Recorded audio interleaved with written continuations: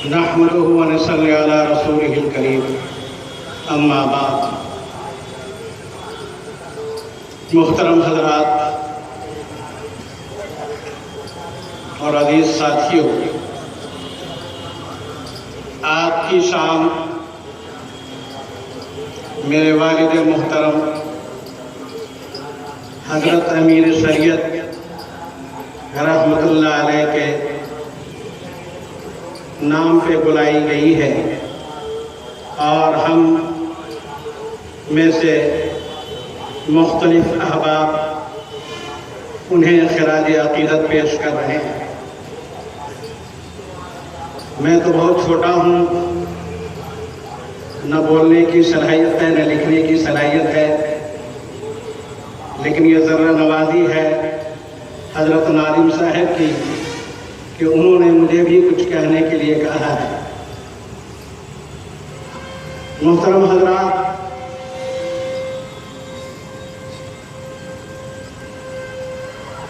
میرے والد محترم کا تعلق اس عمارت شریعہ سے تقریباً 50 سال تک رہا۔ میری عمر اس وقت تقریباً 42-43 سال کی ہے، اور اس طرح سے اگر دیکھا جائے تو 10 برس کے بعد آدمی ہوش و حواس و شعور کی عمر تک پہنچ جاتا ہے، تو ہم یہ کہہ سکتے ہیں کہ تقریباً 30 سال تک والد محترم کی صحبت میں رہے، ان کی خدمت میں رہے، ان کے درمیان ایک سائے کی طرح رہے، اور عمارت شریعہ کی ہی گود میں پلے بڑھے، بچپن گزرا، جوانی گزری، اور اب ہم ابھی یتیمی کے دور میں ہیں۔ تو عمارت شریعہ سے ہمارے گھر والوں کا اور ہمارے خاندان کا ایسا گہرا تعلق رہا اور ہے کہ جیسے عمارت شریعہ ہمارے ایمان اور عقیدے کا ایک جزء ہے۔ بلا شبہ عمارت شریعہ ہی میرے والد محترم کے تعارف کا ذریعہ بنا، اور میرے والد محترم جب عمارت شریعہ میں آئے تو پورے طور پر 16 آنا اور 100% عمارت شریعہ کے لیے ہی جیے۔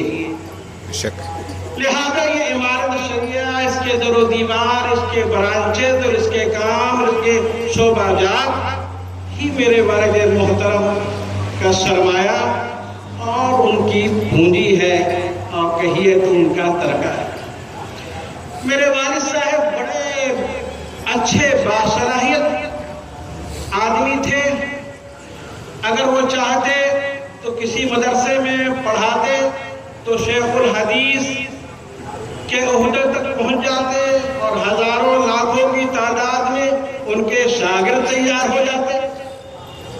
اگر وہ لکھنے پہ آتے تو موٹی موٹی کتابیں لکھ جاتے، جیسا کہ شفیع مشری صاحب گواہی دے رہے ہیں کہ اگر وہ شاعری کرتے تو بڑے بڑے دیوان ان کے چھپ جاتے، اور ان کے متعلقین اور ان کے متوسلین، ان کے چاہنے والے اس قدر پھیلے ہوئے تھے، اور ان کو مختلف طریقے سے کچھ اجازت اور خلافت کا بھی سلسلہ تھا، اور چاہتے تو لاکھوں کی تعداد میں ان کے مرید بھی تیار ہو جاتے، لیکن انہوں نے اپنی پوری صلاحیت، اپنی پوری سوچ اور اپنی پوری فکر اور اپنی پوری تڑپ کو صرف عمارت شریعہ کے لیے خالص رکھا۔ وہ دن میں بھی سوتے تھے عمارت شریعہ ہی کے لیے سوچتے، اور ایک عجیب بات تھی کہ 90 برس کی عمر میں حضرت میرے والد محترم ہر وقت آن لائن رہتے،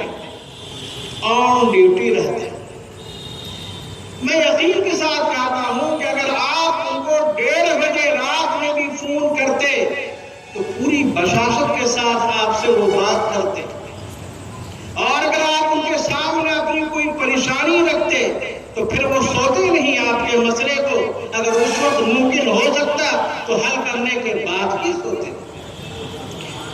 کبھی ہم لوگ ان کی بیماری کی وجہ سے موبائل آف کر دیتے یا ریسیور کو کنارے کر دیتے، سب خفا ہوتے. اب بارہا ایسا موقع آیا کہ مختلف جگہ سے خبریں آنے لگی کہ فساد ہو گیا، فلاں جگہ کا ماحول خراب ہے. مجھ سے لوگ سے کچھ تعلق ہوتا، بے تکلفی ہوتی، وہ مجھے فون کرتے بھائی یہ معاملہ ہے، تم ابا جان سے صبح میں کہو گے. میں اسی وقت جاتا، سمجھتا ہے کہ وہ تو رات میں نیند آتی نہیں، پیر دابتا، وہ جاگتے اور جب مجھ سے کہتا بس اسی وقت سے کارروائی ان کی شروع ہو جاتی. میرے بزرگوں اور دوستوں، اس 90 برس کی اوپر میں بھی ایسے باخبر وہ عالم دین تھے کہ ایک ایک خبر ملک کے حالات کو باخبر رہتے تھے.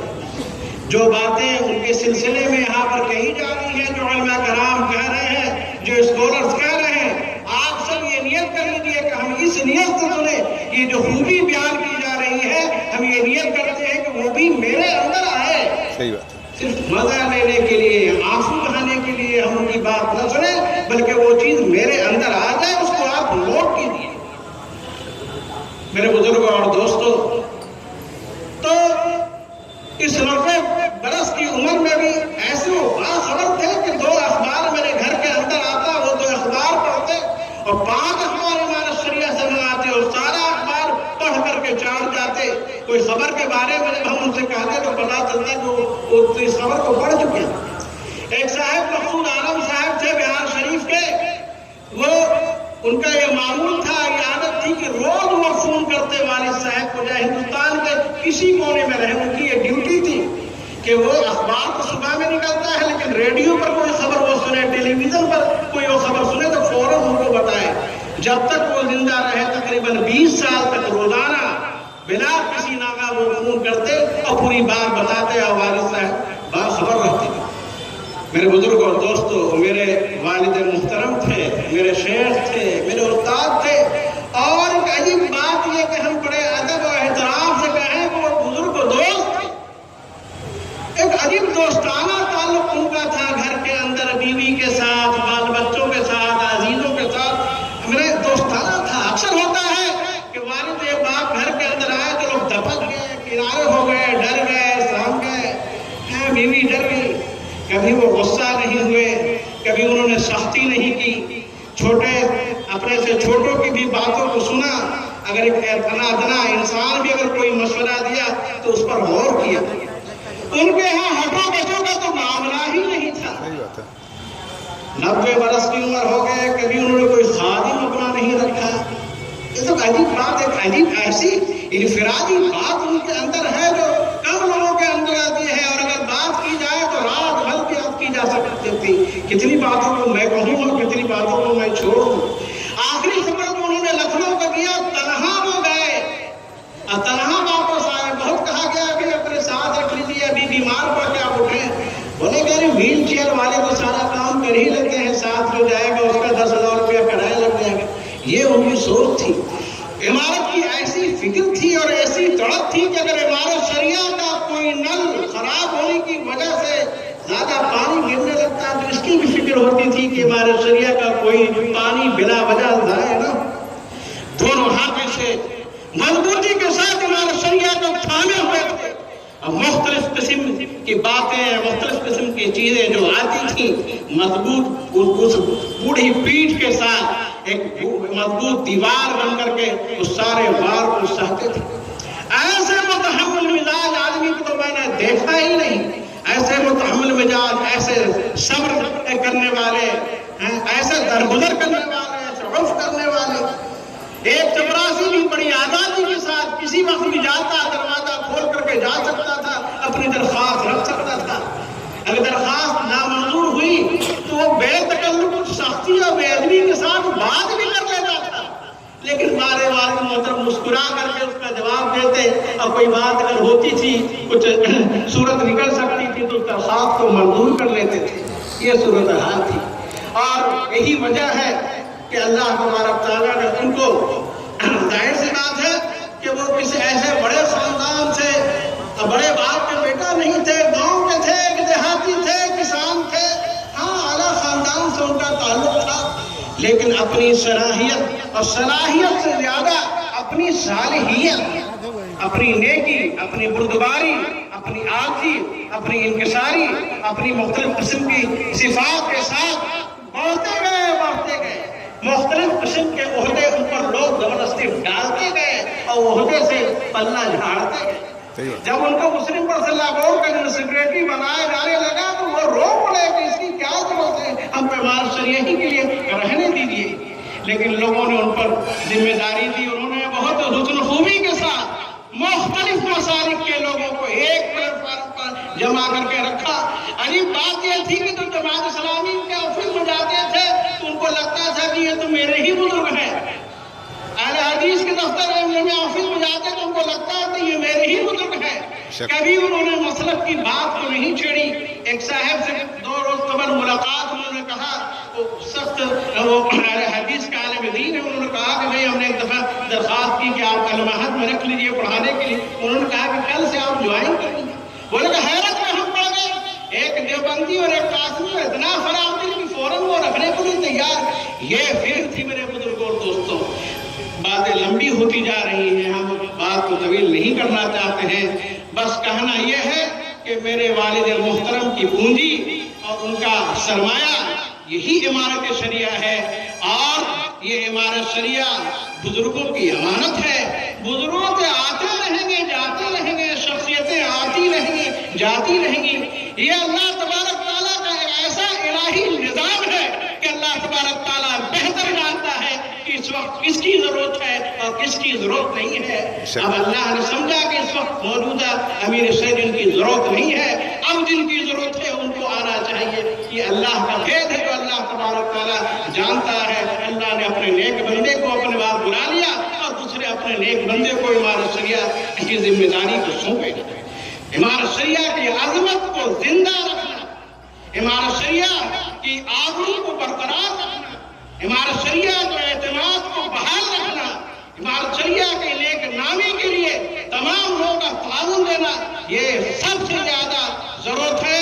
اس کا ہم کو عہد کرنا ہے، اس کا ہم کو وعدہ کرنا ہے۔